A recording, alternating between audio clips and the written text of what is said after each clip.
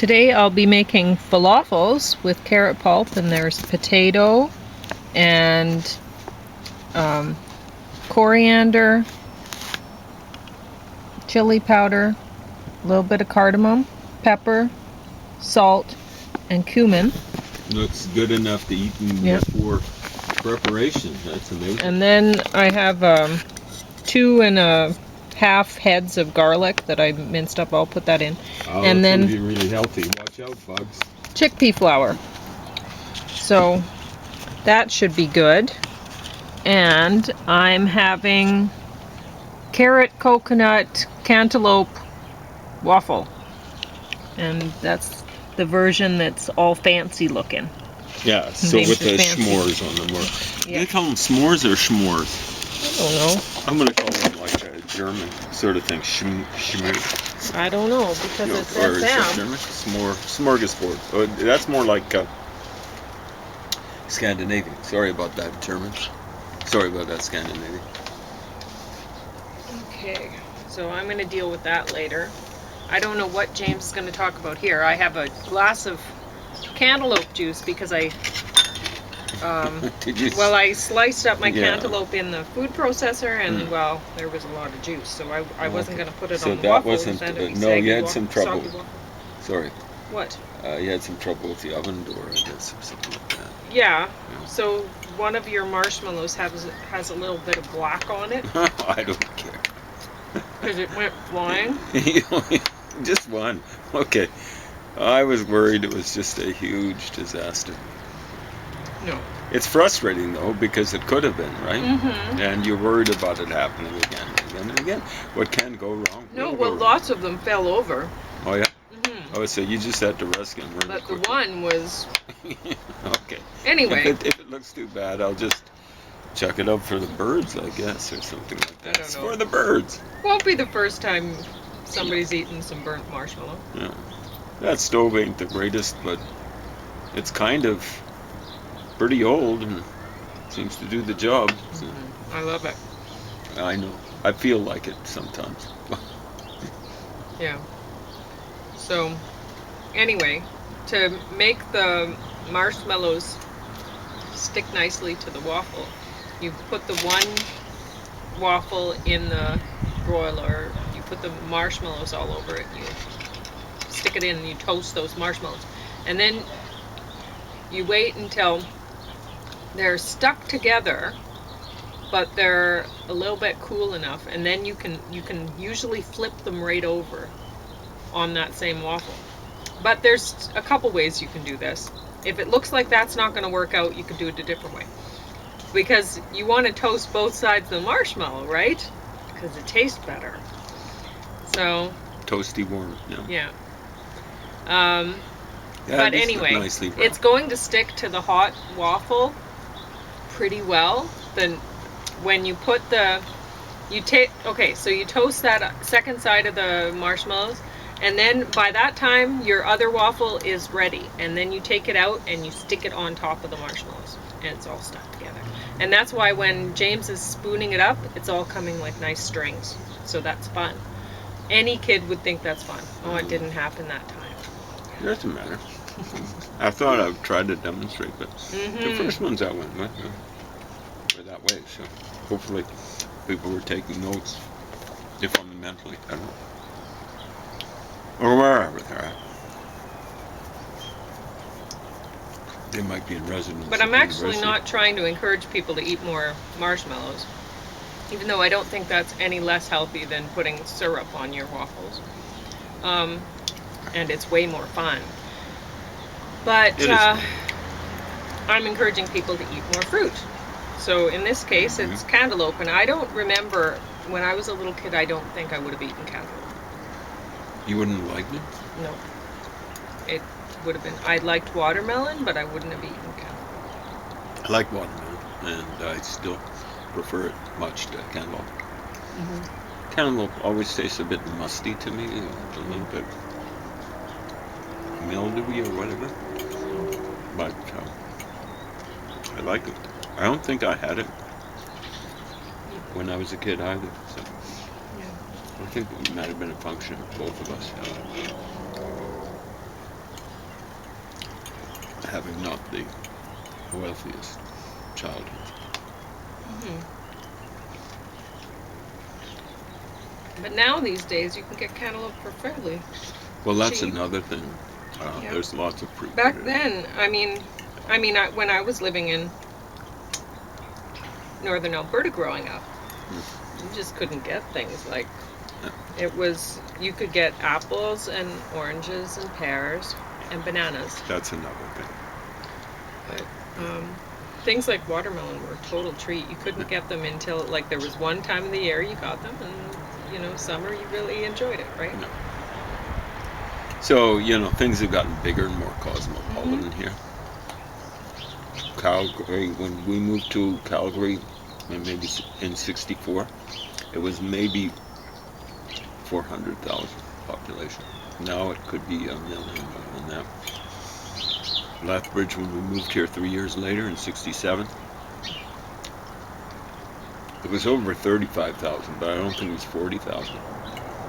So it's like we've almost got almost three times the population here. I never thought I'd see the day. We're roughly the same size as Moose Jaw, Saskatchewan. I don't think poor old Moose Jaw has grown much since No, then. I don't think so. And It'll be shrinking. with COVID, because it's a Yeah, retirement. it's a retirement community. Now, Lethbridge might have lost a few. Mm-hmm. It's a retirement community. It's also unlike when we moved here, it's something of an educational institution city. Mm-hmm. So the university, I think, started in '67. That's the year we moved here. Into the general area, we moved to Sterling, Alberta. And well, we have a research center. That was there already, and that makes for a generally more enlightened population. I don't know how long that's been here. Might have been here for quite a while. Way back when, it just tended to be masters people, I think. People with masters. But then I suppose there's other places with research centers that aren't big. Like, Yeah, I think, exactly. doesn't Brooks have a horticulture research center and maybe Beaver Lodge or something? I don't know. It makes sense. I mean, there'd be one up in Beaver Lodge. Brooks is, I suppose, it's on the edge of some fairly dry area to the east of it, around Suffield. But I don't think they do much. Maybe they rent out some of that land to farmers. Hey, come and farm this. We'll pay you a little premium. It's just because you're next to a firing range, you might get lit up. Some of our guys might think you're a tank when you're up with your combine. That's a funny looking tank. We'd better take it out.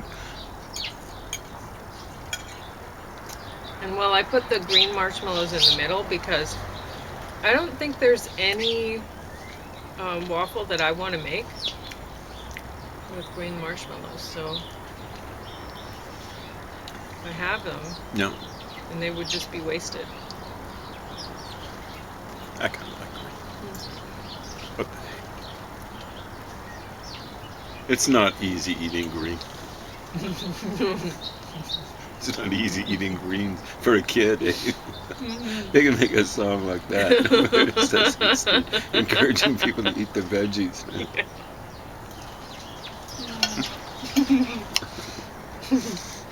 No.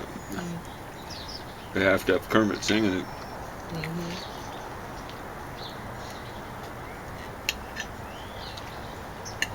That song was so popular, Van Morrison, even back in the day in the '70s, did a cover version.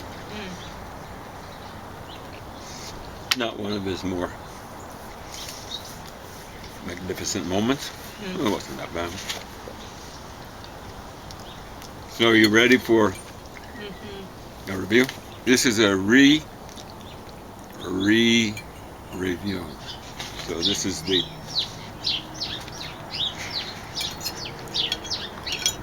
well, maybe it's just a review, but it's a I re-finished it this morning, And so I've gone through it 3 times now, but that's just this 3rd edition. I went through the 2nd edition at least 3 times. So now the basic content of this I've gone through 6 times minimum.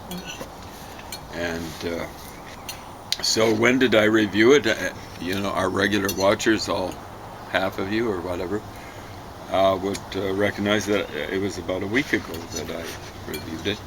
The 26th of September 2021. 2021 is what you have to do when you're trying to pick up a language. Is you have to get to the point where it's kind of monotonous. You just go back again and again and again. You try to get memory techniques so you don't have to do that too many times, but still there's a lot of monotony involved. And what happens is you get to the point where you go, I'm tired of forgetting that word for the 6th time. I'm going to remember it now. And sometimes it's just that kind of stress. Have you ever had that happen to you with the French? Not so much.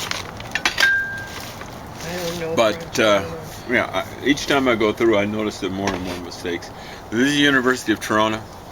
The guy who put this together, when he taught me, it was about 2015. He turned 81, and when this was published, it was 2017. So he would have been about 83. I'm afraid some things slip by.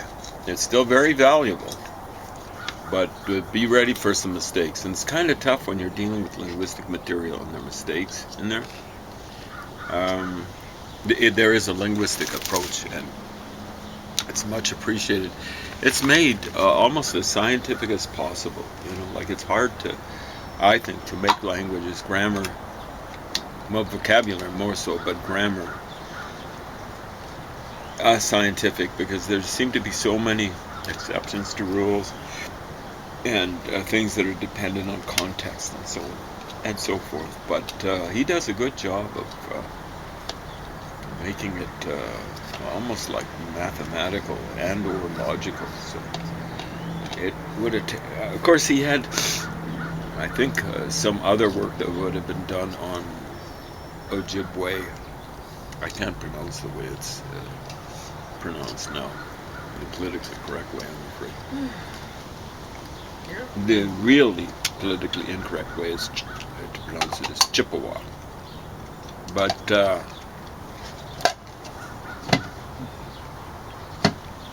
he does a great, he would have got some stuff. When I look, I've started looking at Ojibwe, big reference grammar, about 1,100 pages, and I'm pleasantly surprised to find out how many similarities there are to Blackfoot, but particularly with Cree. Blackfoot's a little bit of an outlier when it comes to the Algonquian languages. All those 3 languages that I mentioned are considered by linguists related, and I think the linguists are, it's pretty well obvious. For example, they only have 2 genders, or at least the ones that I've run across. And the genders are not masculine and feminine, but they're animate and inanimate. And that's not really all that unusual, apparently. I think Dutch is the same way. And Dutch, we can tell, it's a Germanic language. Germanic languages looks as though they used to have 3 genders. I suspect what happened with Dutch is the feminine and the masculine merged into animate, and the neuter was left as is. And you could call it inanimate. And I think that's what happened with at least some of the Algonquian language. I'll have to check them all out, as many as I can. I see what happened with Micmac. I can't pronounce the way that the politically correct people mispronounce it, and mispronounce it. You don't want the bigger chunks of carrot in. You only want the bone. So if a bigger chunk sneaks out, you drop it for the dog. Yeah. I don't think the cats would go for it, but the dogs, the Chihuahuas, love How much so? Well, it becomes almost like a battle royal. Yeah. See who ends up with the carrots. And they will cache carrots and If they have too many. growl and snarl, and Yeah. sometimes it gets in, But usually they just gets eat to the them point right of away. biting. No. Yeah, they usually just chow down. Yeah. I think it's the sweetness. They seem to have a bit of a sweet tooth, dogs do.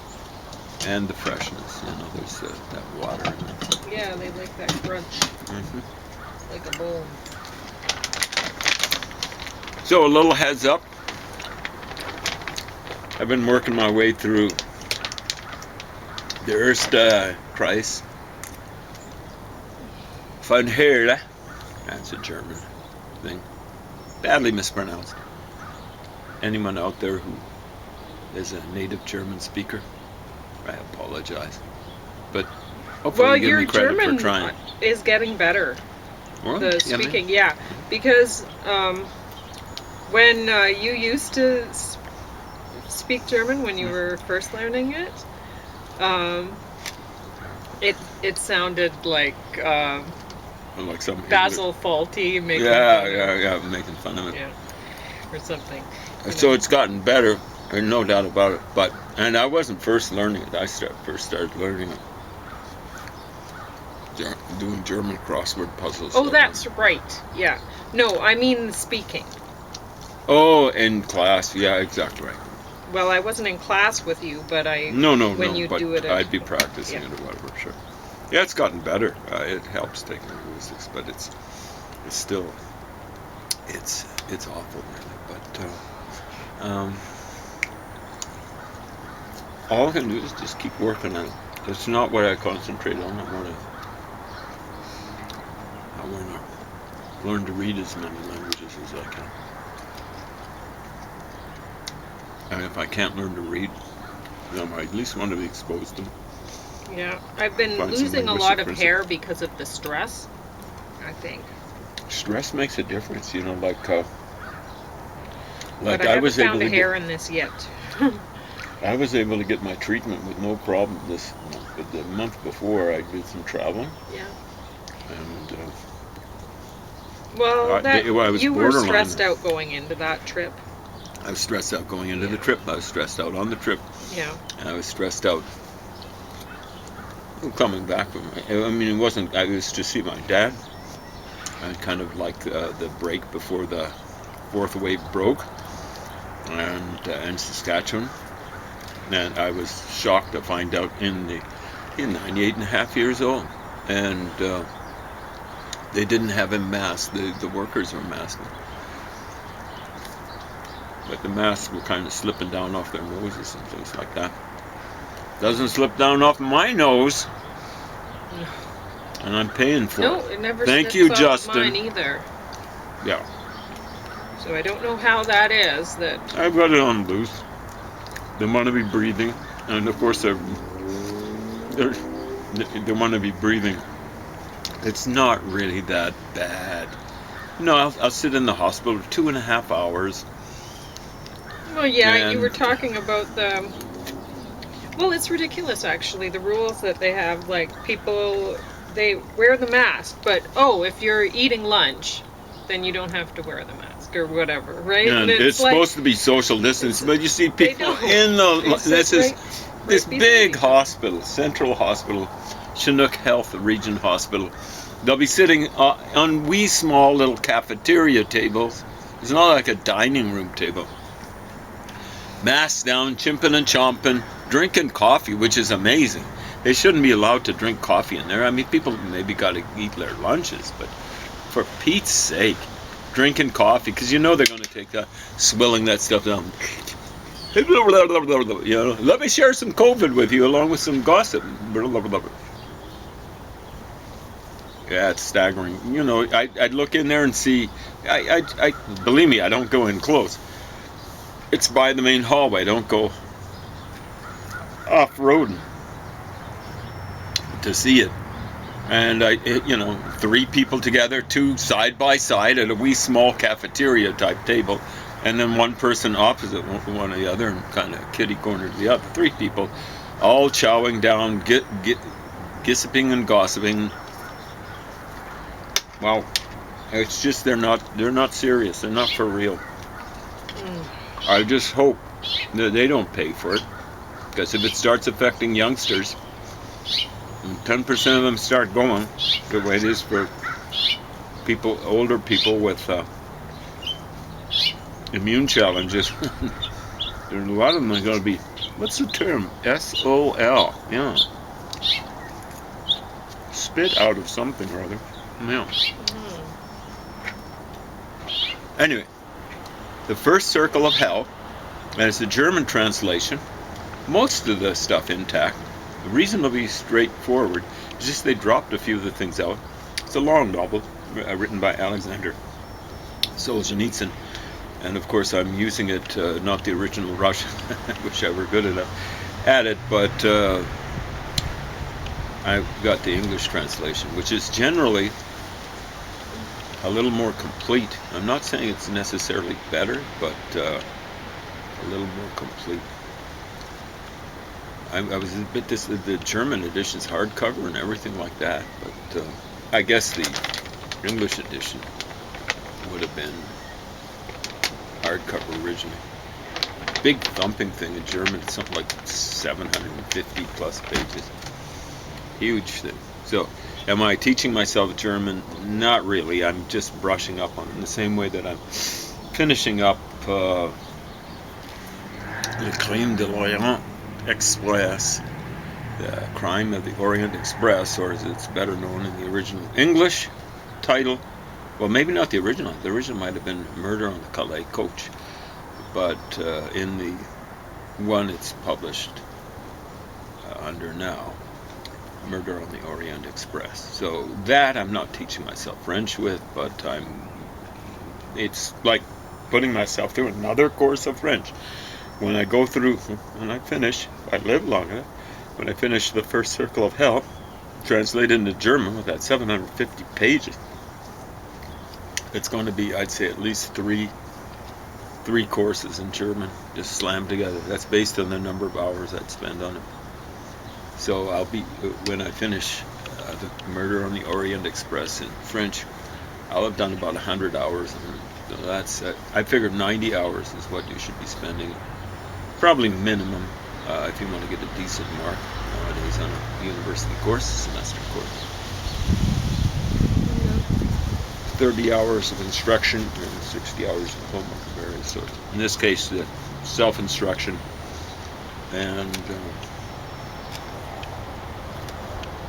homework, of course. It's all homework, right? But I've gotten to the point now where if it's an Indo-European language, or at least Indo-European language, I'm not talking Hungarian or Finnish, or Basque, or Albanian, Gagor-Torsk, whichever one you mean, Albanian dialects you want to talk about. Other languages, I think those are considered separate languages, at least by some language. I can kind of teach it to myself. Did that with Dutch. Did that with Norwegian. Dutch I've got more than one course stashed away. The equivalent. University course. University type course. And Norwegian it'd be about one. Which ain't that much. What the heck? Better than nothing. Which is what the folk oceans generally have. Another thing I'm going to be visiting on you folks. I mean, this isn't visiting things on you, except it's kind of like guilt tripping you guys. Get out there and do some homework. Apply that little bit of gray matter you got in between the ears. We've all only got just a little bit, but you guys aren't applying it. I'm speaking of misapplying it. You're forewarned is forearmed. I'll be doing 4 books of Edward Said. Said, I think, means lucky. Not lucky for his reader. At least a reader who's interested in the truth, the whole truth, and nothing but the truth. Because, you know, if he were involved in Truth and Reconciliation for the Middle East.